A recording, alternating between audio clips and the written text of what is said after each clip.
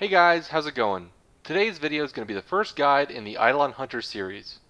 I'm going to go over my operator build for hunting Eidolons, where you can obtain the gear, what you should be looking for when building your operator, and why I've chosen to build my operator the way I have. Honestly, even though this is geared towards Eidolons, this build will work well for the majority of content in the game, and personally I'm way too lazy to change my operator build every time I want to do something different. So I run around with this the majority of the time. Let's just look at your basic operator. When you first get your operator, your equipment is going to look pretty similar to this. You're not going to really have anything. Maybe if you've completed both the War Within and Saya's Vigil, you'll have a moat amp. This is the first amp you get in the game, and it's really not very good, so I've appropriately named mine Excrement. If you haven't gotten one of these yet, and you've completed both the War Within and Saya's Vigil, all you need to do is talk to the Quills and Cetus once to obtain it. The Quills is the rep in Cetus dedicated to all things operator, so you'll be able to get the higher tier amps there, or you can change your cosmetics if you want, and it's definitely a rep you want to be investing in if you're planning to hunt Eidolons. If you don't know how to get to the Quills, from Kanzu, all you have to do is run up this little ramp here, and then transfer into your operator and the doors will open. It's from here that you can buy your arcanes, your amps, and cosmetic items for your operator. If you don't know exactly what you're looking for, this can be a little overwhelming at first. But I'm going to show you guys what amps and arcanes I'd recommend working towards for the Eidolons. So instead of looking at the god-awful UI here, let's look at the wiki. There are 3 basic tiers of amp parts that the community has dubbed Tier 1, Tier 2, and Tier 3. I'll be referencing these tiers pretty often during the video, so come back and reference this if you need to. And then each amp also has 3 different parts: a prism, a scaffold, and a brace. The ideal amps you should be working towards are either a 2-2-3 or a 3-2-3. The first number represents the prism. The prisms are the main fire mechanism for amps. The second is going to be the scaffold. The scaffold are secondary fire options for amps. And the reason we use 2 for the scaffold is because it does the most DPS to Eidolons. When you're fighting the Eidolons, you want to be using the alt fire or mouse 3. I'm not sure what that is on console, but your amp's alt fire with the Shraksun scaffold is going to do the most damage to the Eidolons. As for the third number, that represents the brace. The brace is a passive bonus to your amp. The reason we use the third, Lauren Brace, is because it's going to give your amp 12% crit and status chance, both of which are good for the Eidolon fights. And I'll go over all the damage stuff in a minute. If you don't have high enough rep to get my 2 recommended amps, I'd simply recommend just making things like a 1-1-1 or a 2-2-2 to start out, depending on what you have access to. At the very least, leveling up and then gilding each prism will give you mastery. If you don't know how to build your amps, all you need to do is buy the blueprints, build them in your foundry, and then come back to the Quills, and they'll allow you to select each piece and then build an amp of your choice. If you're familiar with how Zaws work, amps are similar, where you need to level them once, and then gild them, which allows you to give a unique name to your amp and increases its stats, which you can then level again for both mastery and to have a completed amp. If you have any additional questions on how to build an amp, please leave a comment below. But now that we've looked at the amps, let's look at the arcanes. So the Quills give you access to arcanes for your operator and your amp. Personally, what I use is a Magus Vigor, which gives your operator additional health, and Magus Husk, which gives your operator additional armor. These are just generic survivability arcanes, and they work well for me. I have a friend who swears by Magus Replenish, where you can restore health to your operator by void dashing. I'd suggest looking through these yourself and determining what you think works best for you. These will cost a substantial amount of mining and fishing materials, so just be aware of that going in. And those costs are the main reason I haven't built more than a couple arcanes myself. The farming process for them is just awful, but if you love fishing and mining, then maybe this won't be as much of a pain for you. As for my amp arcane, I recommend Virtuous Fury over Virtuous Strike, and I'll talk about that in a little bit. But I hope that gives you guys at least a basic understanding of where you can get your operator equipment and what you should be looking to invest in. Now let's take a look at the amps. Since I'm focusing this video on building your operator for Eidolons, I'm only going to focus on the 2-2-3 and the 3-2-3 amps. The only difference between these 2 amps is your primary fire. So the 2-2-3 is going to have more of a shotgun-like blast, where the 3-2-3 is going to fire out 3 grenade-like bombs in a large arc. I would say the 2-2-3 is very good, although it's probably better for normal gameplay rather than the Eidolons.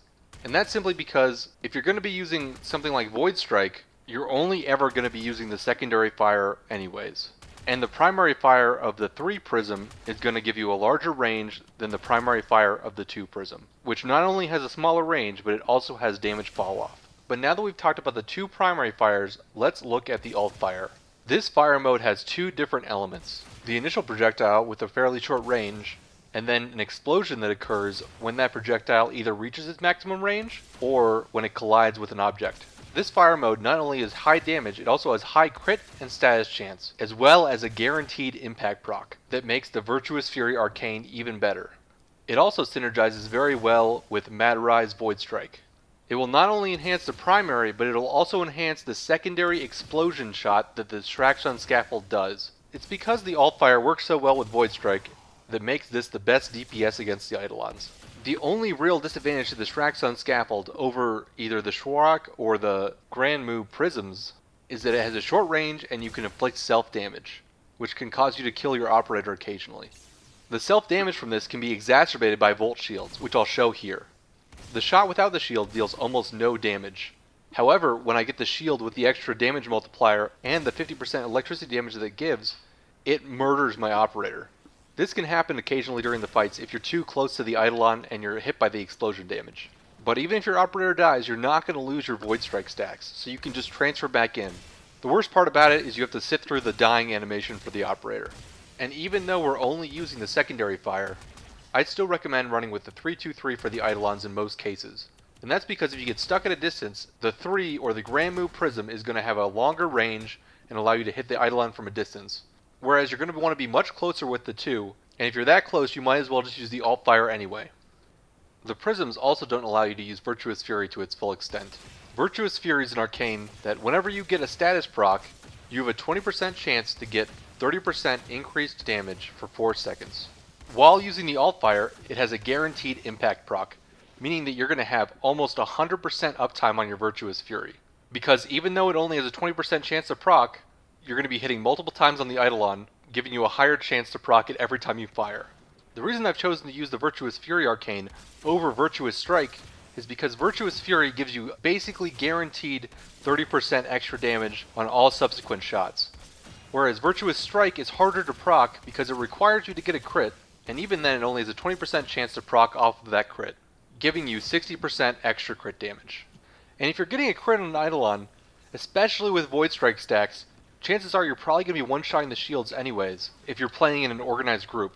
So it's really just not worth it. And if you're really looking to get higher critical strike damage, Volt Shields are going to give you 200% compared to the rare proc of 60% from Virtuous Strike. So by just using Volt Shields, you get way more effective crit damage.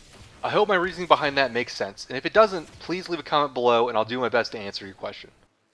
The other thing you can do to proc Virtuous Fury is Void Dash.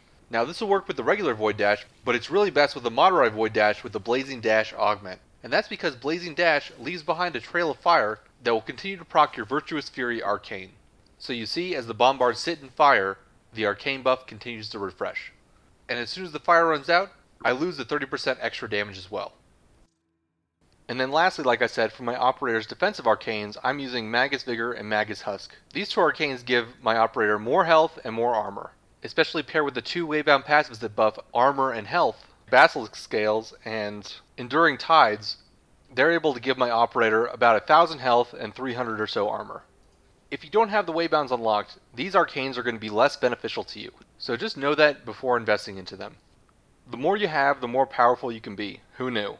I'm not going to show all my focus trees here, but I'll quickly show my Madurai and my Unairu focus schools that I use for the Eidolons. If you want to know more about the other schools, or even these schools, I've made a whole series going over each individual focus school, which I'll link to at the top of the video.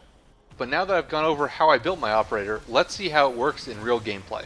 So first I'm going to show a couple clips from an organized run, just to show off the power you can get from using the right focus school and having a fully built operator.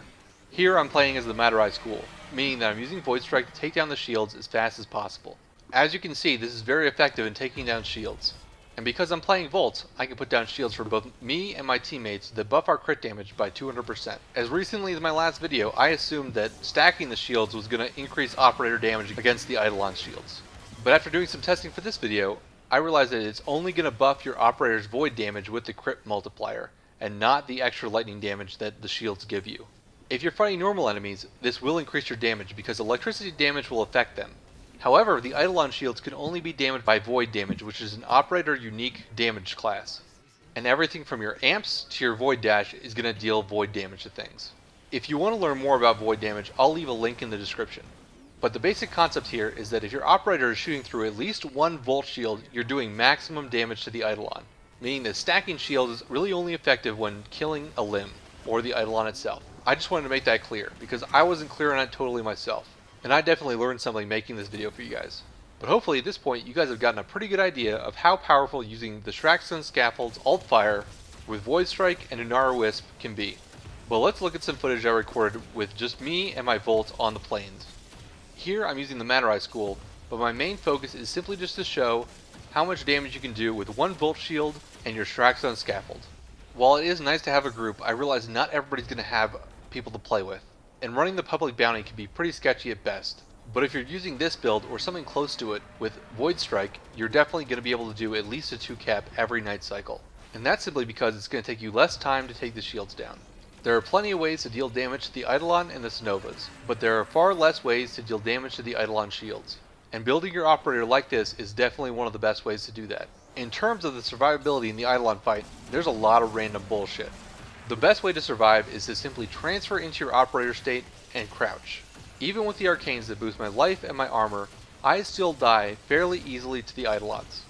There's just really no good way to get around taking damage without being in void mode. So especially if you're playing Madurai with Void Strike, you want to spend as much time possible in void mode when you're not in your Warframe shooting the Eidolon. But I think that about covers it for this video. My hope is that this video will show people at least how to progress with your operator, if not reach the best build possible. If you have any questions about something I covered here, or something was not clear, please leave a comment below and I'll do my best to answer your questions. But that's going to do it for me today. If you guys found the video helpful, I'd appreciate it if you leave a like. And I'm going to be going over more Eidolon stuff like this, so if you want to see it, subscribe for future content.